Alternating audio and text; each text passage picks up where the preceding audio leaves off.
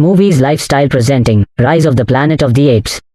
इस कहानी की शुरुआत में विल नाम के एक वैज्ञानिक को दिखाया जाता है जो अपने पिता जिनको अल्जाइमर की बीमारी है उनके लिए किसी भी कीमत पर अल्जाइमर की दवा बनाना चाहता है और जल्दी वो इसमें कामयाब भी हो जाता है। लेकिन इंसानों पर इस दवा को टेस्ट करने से पहले एक चिंपैंजी पर इसे टेस्ट किया जाता है, जिसके बाद वो चिंपैंजी बहुत ज्यादा इंटेलिजेंट हो जाता है। विल जब उसकी इंटेलिजेंसी देखता है तो उसे बहुत खुश होती है और अब वो इस दवा को इंसानों के ऊपर इस्तेमाल करना चाहता है। सबसे पहले वो ये बात अपने सीनियर को बताता है और इसके बाद बोर्ड ऑफ मेंबर्स की एक मीटिंग रखी जाती है जहां पर वो अपनी प्रेजेंटेशन दे रहा होता है। विल की इस नई दवा से सबके सब बहुत खुश होते हैं क्योंकि इसके रिजल्ट्स बहुत ज्यादा पॉजिटिव थे। वहीं उस चिंपैंजी को दिखाया जाता है जिसके ऊपर विल की दवा को इस्तेमाल किया गया था। वहां पर एक वर्कर आता है जो उसे वहां से जबरदस्ती अपने साथ दूसरी जगह ले जाना चाहता है, जिससे चिंपैंजी को बहुत गुस्सा आता है। वो उस वर्कर का हाथ पकड़ लेता है और इसके बाद वहां से निकलकर चारों तरफ तोड़ फोड़ करना शुरू कर देता है और उस जगह पहुंच जाता है जहां पर बोर्ड ऑफ मेंबर्स की मीटिंग चल रही होती है। यहाँ पर विल चाहकर भी उसे कंट्रोल नहीं कर पाता क्योंकि ये चिंपैंजी बहुत ज्यादा अग्रेसिव होता है, इसीलिए इस चिंपैंजी को गोली मारनी पड़ती है।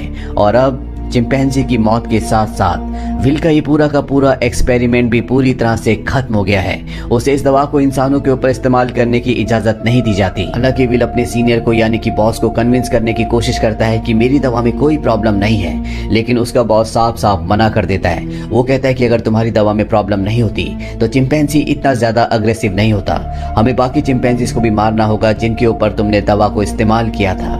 और अब विल का दिल टूट जाता है। वो अंदर लैब की तरफ जाता है, तभी उसके पास लैब का केयर टेकर आता है और उसे बताता है कि आपकी दवा में कोई भी प्रॉब्लम नहीं है। दरअसल चिंपैंजी आपकी दवा की वजह से अग्रेसिव नहीं हुई थी, बल्कि उसने उसी वक्त एक बच्चे को जन्म दिया था, जिस वजह से वो गुस्से में आ गई थी क्योंकि उसे वहां से शिफ्ट किया जा रहा था। और अब विल को पूरी बात समझ में आ जाती है। वर्कर उसे कहता है कि मैंने सारे चिंपैंजीज को मार दिया पर उस बच्चे को नहीं मार पाया जो अभी अभी पैदा हुआ है। इसके बाद विल बिना किसी को बताए उस बच्चे को अपने घर ले आता है जहां पर विल के फादर भी होते हैं। और यहाँ पर हमें दिखाया जाता है कि चिंपैंजी का बच्चा छोटा तो है लेकिन इसका दिमाग इंसानों की तरह तेज है। बहुत जल्दी वो विल के पिता से घुल मिल जाता है। धीरे धीरे 3 साल बीत जाते हैं और अब वो चिंपैंजी का बच्चा जिसका नाम सीजर है वो बहुत ज्यादा स्मार्ट हो चुका है। वो पढ़ता है, वो गेम्स खेलता है और इंसानों की तरह हर एक काम को करता है। बस वो एक चीज नहीं कर सकता और वो है इंसानों की तरह बोलना। वही विल के पिता को दिखाया जाता है जिनकी अल्जाइमर बीमारी की वजह से दिमागी हालत अब बहुत ज्यादा खराब हो चुकी है, यहाँ तक कि उनकी नर्स भी उनका ध्यान रखने से मना कर देती है। वो विल से कहती है कि तुम्हारे पिता को अब हॉस्पिटल की जरूरत है, घर पर उनकी टेक केयर नहीं की जा सकती। विल को इस बात से बहुत दुख होता है और अगले दिन जब वो लैब में जाता है तो उस दवा को लेकर आता है जो उसने सीजर की मॉम को और बाकी चिंपैंजीज को दी थी, जो उसने अल्जाइमर के लिए बनाई थी। वो जानता है कि उसके पिता का बचना अब नामुमकिन है, इसीलिए वो रिस्क लेता है और अपने पिता को अल्जाइमर की वो दवा दे देता है। ये पहले इंसान होते हैं जिनके ऊपर इस अल्जाइमर की दवा को यूज किया होता है। और अगली सुबह जब विल उठता है तो देखता है कि उसके पिता पियानो बजा रहे हैं, वो पूरी तरह से ठीक हो चुके हैं। विल को देखकर बहुत खुशी होती है, यानी उसकी दवा ने उसके पिता को पूरी तरह से ठीक कर दिया है। वहीं हमें सीजर को दिखाया जाता है जो खिड़की से कुछ बच्चों को साइकिल चलाते हुए देखता है। सीजर का भी मन करता है कि वो भी उन बच्चों की तरह साइकिल चलाए, इसीलिए वो पड़ोस के घर में चला जाता है और उस घर का मालिक उसे देख लेता है, इसीलिए बेसबॉल का बैट लाकर वो उस पर हमला करता है। लेकिन इससे पहले कि वो उसे बुरी तरह से मारता, यहाँ पर विल और उसके पिता आ जाते हैं। विल उन्हें समझाने की कोशिश करता है कि ये सिर्फ खेलने की कोशिश कर रहा था, ये हार्मफुल नहीं है। और वो कहता है कि मेरे बच्चों को नुकसान पहुंचा सकता है और अगर ये चिंपैंजी का बच्चा दोबारा यहाँ पर आया तो मैं इसे मार दूंगा। अब यहाँ पर सीजर के पैर पर चोट लग गई होती है, इसीलिए विल उसे डॉक्टर कैरोलाइन के पास ले जाता है। और जब कैरोलाइन उसका इलाज करती है तो उसे पता चलता है कि ये बहुत ज्यादा इंटेलिजेंट है क्योंकि वो चिंपैंजी यानी कि सीजर विल से इशारों में बात कर रहा होता है। दरअसल सीजर को साइन लैंग्वेज आती है और जल्दी वो डॉक्टर कैरोलाइन से भी दोस्ती कर लेता है। अब डॉक्टर कैरोलाइन को सीजर बहुत ज्यादा पसंद आता है, इसीलिए वो विल के घर आना शुरू कर देती है, जहाँ उसे पता चलता है कि सीजर हमेशा घर पर रहता है, उसे बाहर नहीं ले जाया जाता, इसीलिए सीजर हमेशा खिड़की से बाहर देखता रहता है। इसीलिए कैरोलाइन विल से कहती है कि हमें इसे बाहर ले जाना चाहिए। और विल और कैरोलाइन अब सीजर को पास के एक जंगल में जिसका नाम रेडवुड है वहां ले जाते हैं, जहां कर सीजर को बहुत अच्छा लगता है। और इसी तरह से 2 साल और बीत जाते हैं और अब विल और कैरोलाइन एक दूसरे के साथ रिलेशनशिप में आ चुके हैं। सीजर भी अब बड़ा हो चुका है और हमेशा ये रेडवुड में आते हैं। और एक दिन जब ये तीनों के तीनों रेडवुड में होते तभी वहाँ पर एक फैमिली आती है जिनके पास एक डॉग होता है जिसके गले में पट्टा होता है, जो देखकर सीजर उदास हो जाता है क्योंकि उसके गले में भी पट्टा होता है। वो विल से इशारों में पूछता है क्या मैं तुम्हारा पालतू जानवर हूँ। इससे विल को बहुत दुख होता है। वो कहता है कि तुम मेरे पालतू नहीं हो, तुम मेरे बेटे हो। और अब सीजर अपने बारे में जानना चाहता है कि वो कौन है, वो कहाँ से आया है। इसीलिए विल सीजर को अपनी लैब के बाहर ले जाता है और बताता है कि तुम्हारी मॉम यहाँ पर थी, हमने उसके ऊपर एक दवा का इस्तेमाल किया था और उसी दवा की वजह से आज तुम इतने ज्यादा इंटेलिजेंट हो। और अब सीजर को अपने बारे में सब कुछ पता चल चुका है। इसके बाद एक घर आते हैं जहाँ पर विल के पिता को दिखाया जाता है, जिनकी अल्जाइमर की बीमारी अब पहले जैसे वापस हो चुकी है, क्योंकि जो दवा विल उन्हें दे रहा था अब उसने उनके दिमाग पर, उनके शरीर पर काम करना बंद कर दिया। इस बात से विल परेशान होता है और जब विल घर पर नहीं होता तो विल के पिता को दिखाया जाता है जो अपनी गाड़ी ड्राइव करने के लिए जाते हैं, लेकिन अल्जाइमर बीमारी की वजह से वो भूल चुके होते हैं कि गाड़ी को ड्राइव कैसे किया जाता है। इसीलिए वो अपने पड़ोसी की गाड़ी पर टक्कर मार देते हैं, जिस वजह से उनका पड़ोसी बाहर आता है। ये वही पड़ोसी है जिसने बचपन में सीजर को मारा था और अब वो विल के पिता को कॉलर पकड़कर गाड़ी से बाहर निकालता है, उन्हें मारने लगता है। और जब सीजर खिड़की से देखता है तो वो अपने आप को कंट्रोल नहीं कर पाता, वो बाहर आता और उस पर हमला कर देता है। सीजर इतना गुस्से में आ गया होता है कि वो उस पड़ोसी की उंगली काट लेता है। इसीलिए कोर्ट ये फैसला करती है कि अब इस चिंपैंजी को, यानी कि सीजर को, घर पर नहीं रखा जा सकता। एनिमल कंट्रोल वाले उसे उस जगह ले जाते हैं जहाँ पर और भी चिंपैंजीज रहते हैं। हालांकि सीजर उस जगह नहीं रहना चाहता, लेकिन अब विल मजबूर है और वो कहता है कि तुम्हें अब यहीं पर रहना होगा। इस बात से सीजर को बहुत दुख होता है। वहीं विल के पिता को दिखाया जाता है जो अब पूरी तरह से अल्जाइमर के एक बार फिर से पेशेंट बन चुके हैं और विल चाहता है कि वो पहले से भी ज्यादा स्ट्रॉन्ग दवा बनाए ताकि वो अपने पिता की बीमारी को हमेशा के लिए ठीक कर दे। और ये बात वो अपने बॉस को बताता है। वो बताता है कि वो दवा जो मैंने पहले बनाई थी, मैंने अपने पिता के ऊपर इस्तेमाल की थी, वो पूरी तरह से ठीक हो गए थे और वो दवा इतनी स्ट्रॉन्ग नहीं थी कि मेरे पिता की बीमारी को पूरी तरह से ठीक कर पाती और अब मैं स्ट्रॉन्ग दवा बनाना चाहता हूँ। उसका बॉस उसे इजाजत दे देता है और जल्दी विल दवा बना लेता है और अब उस दवा को एक चिंपैंजी के ऊपर इस्तेमाल करने की तैयारी की जाती है। और जब दवा को उसकी बॉडी में इंजेक्ट किया जा रहा होता है तभी एक पाइप निकल जाता है। वहाँ पर इनका एक कोवर्कर होता है जिसका नाम फ्रैंकलिन है। दवा की कुछ गैस उसकी नाक के अंदर चली जाती है क्योंकि उसने मास्क नहीं पहना होता और अब उस दवा को चिंपैंजी को दिया जाता है, जिसके बाद वो चिंपैंजी बहुत ज्यादा इंटेलिजेंट हो जाता है, यानी कि इनकी ये दवा भी कामयाब हो गई। इसके बाद विल और कैरोलाइन सीजर से मिलने के लिए जाते हैं जिसे बहुत ही छोटे पिंजरे के अंदर कैद किया होता है। यहाँ पर सीजर के हाथ में चोट भी लगी होती है जिससे विल को बहुत गुस्सा आता है और वहाँ के कर्मचारियों को धमकी देता है कि अगर तुमने इसके साथ कोई भी गलत सलूक किया तो मैं तुम्हारी इस जगह को बंद करवा दूंगा। हालांकि सीजर अब यहाँ से घर वापस जाना चाहता है, लेकिन विल उसे कहता है कि जब तक कोर्ट मुझे इजाजत नहीं देती मैं तुम्हें घर वापस नहीं ले जा सकता। विल यहाँ से चला जाता है और सीजर बहुत ज्यादा उदास हो जाता है। दरअसल वो विल से नाराज है क्योंकि विल उसे अपने साथ घर नहीं ले जा रहा। साथ ही दूसरे चिंपैंजीज उसे यहाँ पर परेशान भी करते हैं। विल जब अपने घर जाता है तो देखता है कि उसके पिता की हालत बहुत ज्यादा खराब है। वो उन्हें दवा देना चाहता है पर विल के पिता मना कर देते हैं। वो कहते हैं कि अब मेरा वक्त आ चुका है और इसके बाद विल के पिता की मृत्यु हो जाती है। विल अपने पिता की मृत्यु से पूरी तरह से टूट जाता है और अब सीजर के अलावा उसका कोई भी नहीं है। वो उसे अपना बेटा मानता है, इसीलिए बहुत सारे पैसे लेकर वो उस जगह जाता है जहाँ पर सीजर को कैद किया गया है। वहाँ का जो हेड होता है वो उसे बहुत सारे पैसे देता है और कहता है कि मैं सीजर को अपने साथ ले जाना चाहता हूँ। हालांकि वो मान जाता है पर सीजर दरवाजा बंद कर देता है क्योंकि अब वो विल के साथ नहीं जाना चाहता। वो विल से बहुत ज्यादा नाराज है। विल को लौटना पड़ता है। अब इस जगह काम करने वाले एक लड़के के कुछ दोस्त यहाँ पर चिंपैंजीज को देखने के लिए आते हैं और जब उनमें से एक लड़का सीजर के पास आता है तो सीजर उसे पकड़कर अपनी तरफ खींचता है और उसकी जेब से चाकू निकाल लेता है, जिस चाकू से रात को अपना केज खोलकर एक दूसरे केज के पास जाता है जिसके अंदर एक ओरेंगुटून को बंद किया है जो कि सर्कस से है और सीजर इसका दोस्त है क्योंकि दोनों के दोनों इशारों में बात कर सकते हैं। वो इसे आजाद करवाता है और सीधा विल के घर जाता है जहाँ पर उसे वो नई दवा मिल जाती है जो विल ने अल्जाइमर के नए पेशेंट्स के लिए बनाई थी और अब उस दवा को लेकर वापस वो उसी जगह आ जाता है जहाँ पर बाकी चिंपैंजीज को कैद किया गया है और वहाँ पर उस दवा को खोल देता है जिससे सारी की सारी गैस चिंपैंजीज इनहेल कर लेते हैं, जिसके बाद सब के सब चिंपैंजीज सीजर की तरह इंटेलिजेंट हो जाते हैं। उनके अंदर सोचने समझने की शक्ति आ जाती है, लेकिन फ्रैंकलिन जिसने गलती से इस दवा को इनहेल कर लिया था उसकी मौत हो जाती है।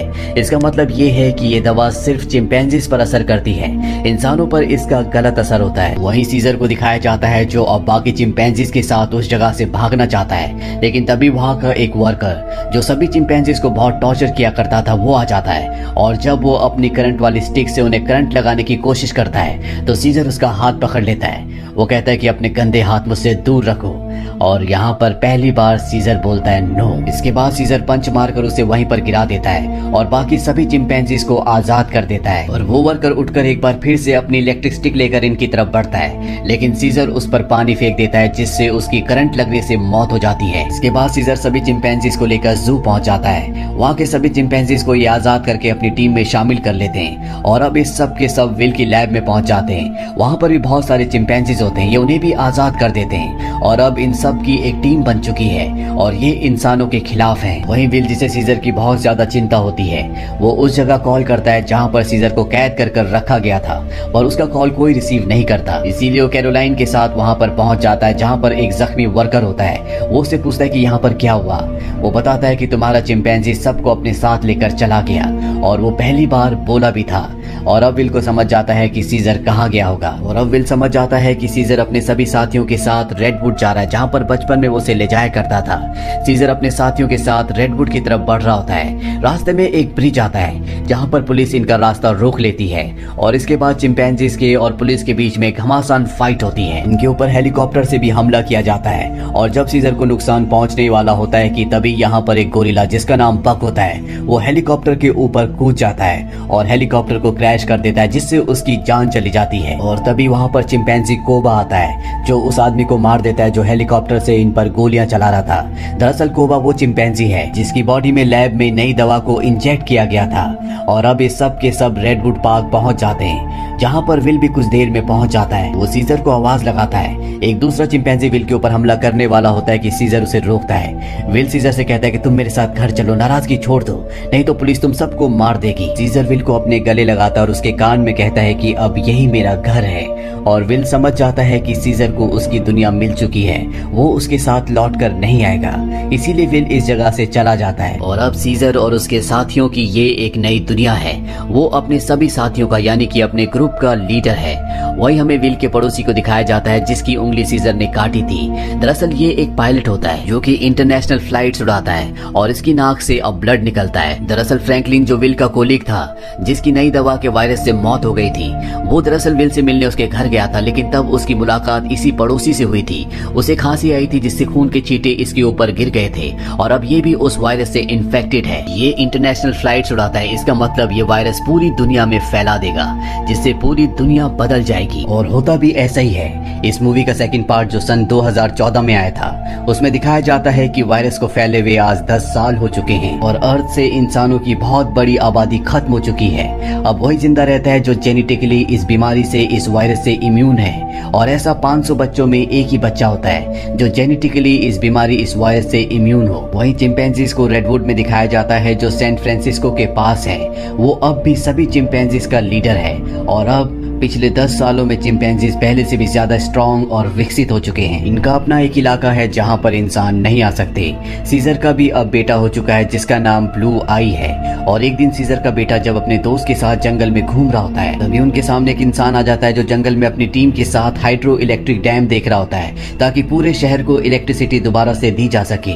और ये जो डैम होता है ये चिंपैंजीज के इलाके में है। और अब वो आदमी जब सीजर के बेटे ब्लू आई और उसके दोस्त को देखता है तो डर जाता है और अपनी गन निकाल लेता है। सीजर का बेटा भी गुर्राने लगता है। वो आदमी डर कर गोली चला देता है जिससे सीजर के बेटे का दोस्त जख्मी हो जाता है। गोली की आवाज सुनकर सभी चिंपैंजीज यहाँ पर आ जाते हैं। साथ ही जिस आदमी ने गोली चलाई होती है उसके भी साथी जो यहाँ पर डैम को ढूंढ रहे होते हैं। चिंपैंजीज इन्हें मारना चाहते हैं लेकिन सीजर जो कि सबसे समझदार है वो सबको शांत करता है। इंसानों के ग्रुप का लीडर जिसका नाम मैल्कम है वो सीजर से बात करता है। वो उसे बताता है कि हम यहाँ पर किसी को नुकसान पहुंचाने के लिए नहीं आए। सीजर उन्हें कहता है कि आज के बाद यहाँ पर मत आना, तुम सब यहाँ से चले जाओ। अब वो सब के सब यहाँ से चले जाते हैं। और इन्हीं चिंपैंजीज में जो कोबा होता है जिसके ऊपर कभी इंसानों ने एक्सपेरिमेंट किए थे, जो इंसानों से बहुत ज्यादा नफरत करता है, वो सभी चिंपैंजीज से कहता है कि इंसान दोबारा से हमारी टेरिटरी में आ गए हैं, वो हमें नुकसान पहुंचाएंगे।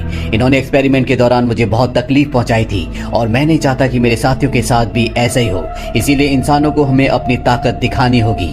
और सीजर भी अब उसकी बातों में आ जाता है और ये सब तय करते हैं कि ये इंसानों की बस्ती में जाएंगे। और अब सीजर जो सबसे आगे घोड़े घोड़े में होता है। उसके साथ सभी चिंपैंजीज इंसानों के इलाके में जाते हैं। यहाँ पर दिखाया जाता है कि जो पहले खूबसूरत शहर हुआ करता था अब वो उतना खूबसूरत नहीं है। यहाँ पर टेक्नोलॉजी और बहुत सारी चीजें अब पूरी तरह से खत्म हो चुकी है और सीजर अपनी पूरी सेना को लेकर इंसानों के इलाके में पहुंच जाता है, जहाँ पर मैल्कम एक बार फिर से सीजर के सामने आता है और वो सीजर से कहता है कि हम तुमसे माफी मांग चुके हैं। सीजर कहता है कि आज के बाद अगर हमारे इलाके में कोई भी आया तो हम उसे मार देंगे। हम जंग नहीं चाहते, लेकिन अगर इंसानों ने पहल की तो हम किसी को नहीं छोड़ेंगे। यहाँ पर कोबा भी है।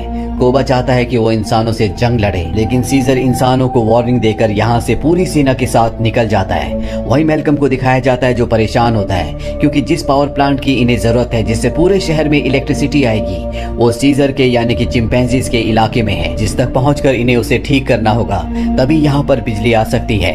मैल्कम अपने सीनियर से बोलता है कि हमें वहां पर जाना होगा, मुझे एक और मौका चाहिए, मैं एक ग्रुप लेकर वहां पर जाना चाहता हूँ, मैं सीजर से बात करूंगा।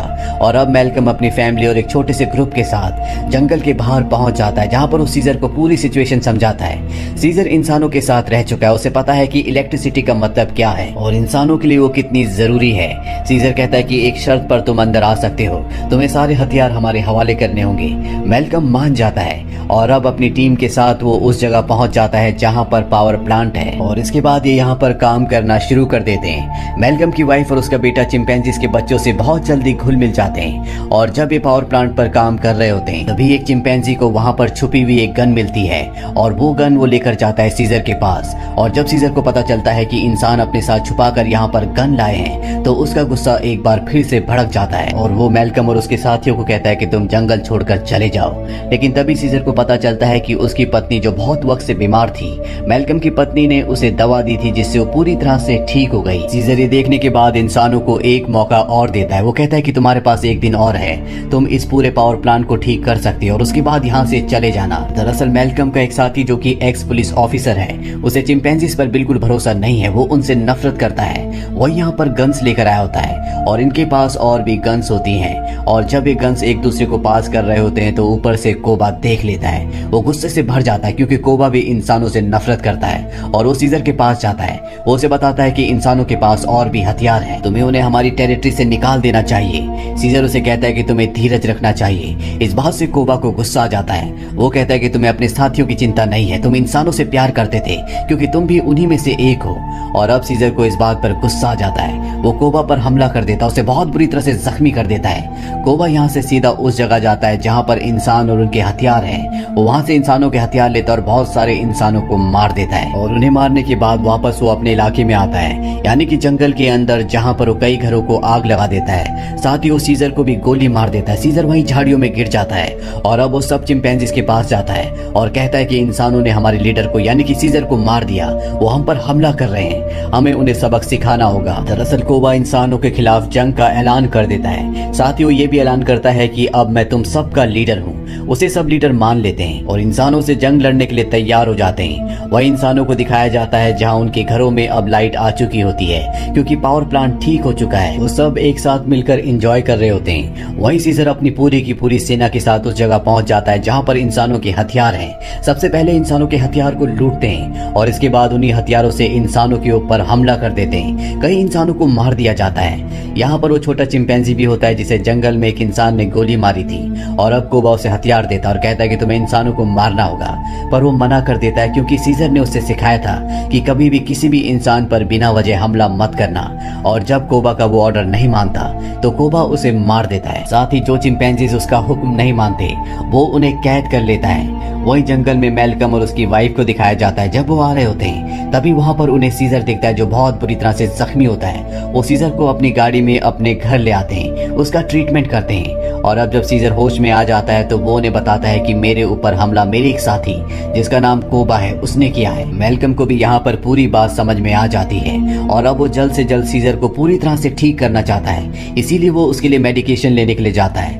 और तभी उसके सामने सीजर का बेटा आ जाता है जिसके हाथ में गन होती है। वो मैल्कम को शूट करने वाला होता है कि मैल्कम उसे बता देता है कि तुम्हारे पिता सीजर अब भी जिंदा है, वो मेरे पास है, मुझे उनका ध्यान रखना होगा और उन्हें और किसी ने नहीं। बल्कि कोबा ने शूट किया है। इसके बाद मेलकम सीजर के बेटे को अपने घर ले आता है, जहाँ पर सीजर का बेटा सीजर को बताता है कि किस तरह से कोबा ने अपने आप को लीडर घोषित कर दिया और उसने बाहर की दुनिया में क्या क्या किया। सीजर के बेटे को भी अब पता चल चुका है कि उसके पिता सीजर पर और किसी ने नहीं बल्कि कोबा ने गोली चलाई थी। इसीलिए अब वो वापस उसी जगह जाता है जहाँ पर कोबा ने इंसानों को और बहुत सारे चिंपैंजीज को बंदी बनाकर रखा है। सीजर का बेटा सबको आजाद कर देता है। मेलकम भी इनका साथ देता है और वो इन सब को टार के अंदर ले आता है, जहाँ पर उसकी मुलाकात एक्स पुलिस ऑफिसर से मिलती है जो चिंपैंजीज से नफरत करता है, जो मेलकम के मना करने पर भी चिंपैंजीज की टेरिटरी के अंदर हथियार ले गया था। और अब वो मेलकम को बताता है कि इलेक्ट्रिसिटी आने के बाद मैंने रेडियो से आर्मी से संपर्क किया और बहुत जल्द पूरी की पूरी आर्मी यहाँ पर आने वाली है जो सभी चिंपैंजीज का खात्मा कर देगी। साथ ही वो ये भी बताता है कि मैंने टार के ऊपर बहुत सारे बॉम्ब्स को फिट कर दिया है ताकि जब चिंपैंजीज टार के ऊपर चढ़ेंगे तो मैं बॉम्ब को ब्लास्ट करके उन सब चिंपैंजीज को मार दूंगा। हालांकि इसमें उसकी खुद भी जान चली जाएगी। उसके हाथ में रिमोट कंट्रोल होता है और अब ये देखने के बाद मेलकम और सभी इंसान वहां से भागना शुरू कर देते हैं। वहीं सीजर को दिखाया जाता है जो अब इस जगह आ चुका है। उसका सामना कोबा से होता है। कोबा और उसके बीच में एक घमासान लड़ाई होती है। यहाँ पर बाकी एप्स भी अब कोबा की हकीकत जान चुके हैं। वहीं हमें उस एक्स पुलिस ऑफिसर को दिखाया जाता है जो टावर के एक हिस्से को बॉम्ब से ब्लास्ट कर देता है जिसमें कई सारे चिंपैंजीज मारे जाते हैं। लेकिन कोबा, सीजर और उसके कई साथी अब भी जिंदा है। जब कोबा देखता है कि बहुत सारे चिंपैंजीज अब सीजर के पक्ष में है तो वो उन सब पर गोलियां चलाना शुरू कर देता है और सीजर उस पर हमला करता है और उसे बिल्डिंग से टावर से नीचे धकेल देता है। वो टावर से लटक जाता है और अब वो सीजर से कहता है कि मुझे बचा लो, लेकिन कोबा ने जो किया है उसे माफ नहीं किया जा सकता। इसीलिए सीजर उसे वहां से नीचे गिरा देता है जिससे उसकी मौत हो जाती है। और अब मेलकम और सीजर एक दूसरे के सामने होते हैं। ये दोनों एक दूसरे से हाथ मिलाते हैं, यानी कि ये दोनों अब अच्छे दोस्त हैं, जैसे कभी सीजर विल का हुआ करता था। मेलकम सीजर को बताता है कि बहुत जल्दी यहाँ पर आर्मी आने वाली है, तुम सबको यहाँ से निकलना होगा ताकि इस वॉर को टाला जा सके। सीजर कहता है कि अब इंसानों के और चिंपैंजीज के बीच में जो वॉर है उसे कभी खत्म नहीं किया जा सकता। तुम्हें अपने परिवार को लेकर यहाँ से निकलना होगा। मेलकम भी उसकी बात मान जाता है। सीजर और मेलकम एक दूसरे के गले लगते हैं और इसके बाद मेलकम अपने परिवार के साथ यहाँ से निकल जाता है। सीजर अब बाहर आता है जहाँ पर बहुत सारे एप्स होते हैं और सब के सब एप्स अब सीजर के आगे झुक जाते हैं क्योंकि उन्हें पता है कि अब इंसानों से उनकी वॉर होने वाली है और उन्हें एक लीडर की जरूरत है जो कि सीजर के अलावा कोई भी नहीं हो सकता। इसके आगे की कहानी का उम्मीद करते हैं कि ये दोनों कहानियां आपको पसंद आई होंगी।